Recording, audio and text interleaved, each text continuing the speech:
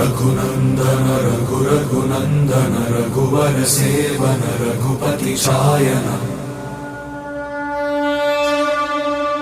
शतयोजन शतशतयोजन शरधि नियोजन शरपरिलंघन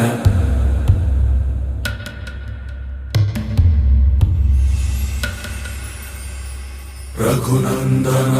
रघुनंदन रघुवर सेवन रघुपति शायन शतयोजन शतशतयोजन शरधि नियोजन शरपरिलंघन